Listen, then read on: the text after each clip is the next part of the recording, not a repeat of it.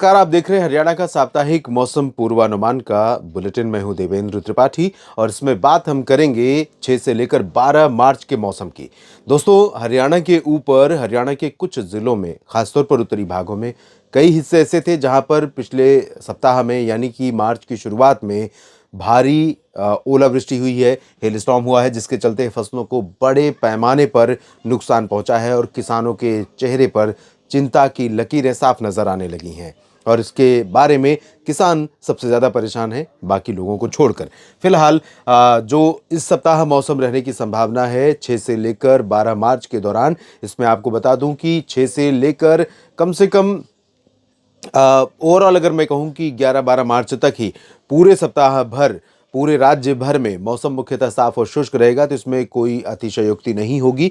यानी कि इसको मैं बढ़ा चढ़ा कर नहीं बता रहा हूँ, इसी तरह का मौसम आपको देखने को मिलने वाला है। आपको बता दूं कि कल कुछ इलाकों में सिरसा, फतेहाबाद और जींद, हिसार, भिवानी, चरखी दादरी, झज्जर से लेकर निचले इलाकों में सोनीपत, पानीपत, रोहतक, इन भागों में कुछ स्थानों पर कल बादल नजर आए थे।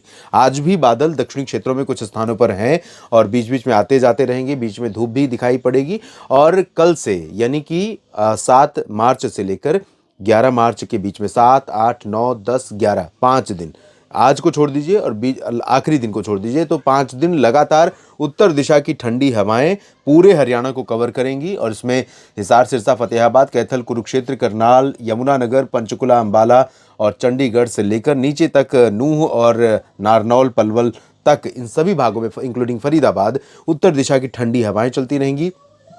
पूरे हरियाणा के ऊपर इन ठंडी हवाओं के असर के कारण न्यूनतम तापमान यानी रात और सुबह का तापमान ठंडा बना रहेगा, नीचे रहेगा, बिलो नॉर्मल रहेगा। और बिलो नॉर्मल कम से कम 2 से 5 डिग्री सेल्सियस, कहीं पर 2 डिग्री सामान्य से कम रहेगा तो कहीं पर 5 डिग्री सेल्सियस नीचे रहेगा, और इसके चलते मौसम में ठंडक बनी रहेगी। जबकि इन्हीं हवाओं के कारण, क्योंकि एटमॉस्फेयर क्लीन हो जाता है, आसमान में कोई ना तो पोल्यूशन होता है, ना धुंध या कुहासा होता है और ना ही बादल होते हैं। यानी कि ये ऐसे सोर्सेस से आती हैं जहां ड्राइनेस है, नमी वहाँ से प्रोड्यूस नहीं हो रही है। समुद्री क्षेत्रों से आने वाली हवाएं हमेशा एटमॉस्फेयर में धुंधलापन लाती हैं।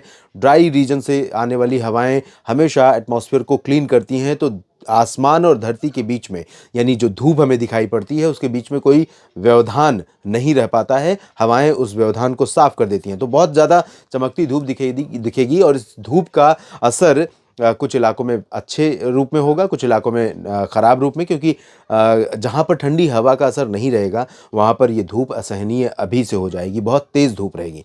हालांकि कल परसों से यानी 7 और 8 मार्च से जो हवाएं चल रही हैं उनकी रफ्तार थोड़ा बढ़ने वाली है। तो अंबाला से लेकर हिसार और सिरसा, रोहतक, सोनीपत के बीच में यहाँ पर हवा की रफ्तार 25-30 किलोमीटर प्रति घंटे हो सकती है, जिससे फसलों को थोड़ा सा और चुनौती रहेगी।